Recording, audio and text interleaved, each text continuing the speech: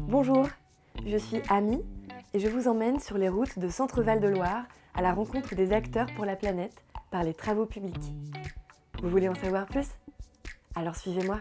Aujourd'hui, nous nous rendons à La Motte-Beuvron pour vous parler méthanisation. La méthanisation consiste à produire du biogaz à partir des déchets organiques. À l'horizon 2030, la France souhaite atteindre 10% de gaz renouvelable dans la consommation finale de gaz. La méthanisation permet non seulement de produire un gaz 100% renouvelable, mais elle se présente aussi comme une alternative à la gestion et le traitement de déchets organiques. Le biogaz est obtenu lors d'un processus pendant lequel des micro-organismes décomposent les déchets organiques en l'absence d'oxygène. Plusieurs usages existent pour le biogaz, comme la production de chaleur ou encore son injection dans le réseau de gaz naturel. Pour en savoir plus sur ce sujet, nous avons rencontré Pascal Bioulac, maire de la ville de La Motte-Beuvron. Monsieur le maire, pourquoi avoir initié la création d'un méthaniseur ? Le projet de méthaniseur a été initié pour retraiter des intrants agricoles et des déchets ménagers pour produire un biogaz qui n'est pas un gaz fossile et qui est une molécule de CH4 qui est un gaz à effet de serre et qui permet de lutter contre ces gaz néfastes, le CO2 et le CH4, et de pouvoir en faire un gaz naturel et de le réinjecter dans le réseau. Ce qui nous permet aujourd'hui de produire l'équivalent en énergie de consommation de 1800 foyers.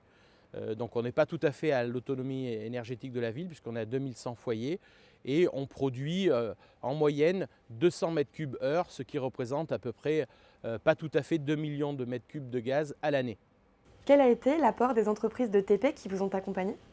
Les entreprises de TP nous ont accompagnés et leur apport a été vraiment d'avoir une expertise et des connaissances sur la résistance des matériaux, les implantations, les terrassements, les problématiques d'étanchéité, puisque ça représente des grosses cuves de liquide à traiter et s'il ne faut pas qu'il y ait de problématiques en cas de fuite et d'étanchéité de ces cuves. Donc il y a eu une vraie expertise et les entreprises de travaux publics qui nous ont accompagnés ont été d'un apport considérable. D'abord parce que eux, ils sont peut-être amenés à reconstruire des méthaniseurs, mais nous, c'est notre projet et notre seul unique projet méthane, donc on n'a pas le droit de se tromper.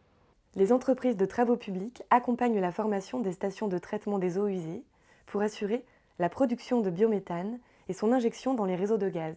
Elles assurent les étapes de conception et les travaux de génie civil, tels la construction de digesteurs pour la méthanisation des boues. C'est incroyable tout ce que les travaux publics peuvent faire pour rendre la planète plus belle. C'est pourquoi ce chantier exemplaire a retenu tout l'intérêt de la Fédération des travaux publics du Loir-et-Cher, qui a décidé de lui décerner une victoire de l'investissement local. Si vous voulez en savoir plus sur les solutions des travaux publics pour le climat, rendez-vous sur le site www.acteurpourlaplanète.fntp.fr. Vous pourrez aussi rencontrer près de chez vous les acteurs pour la planète en mars 2022 lors de Place des TP. En attendant, je vous dis à très bientôt pour un nouvel épisode d'À la rencontre des acteurs pour la planète.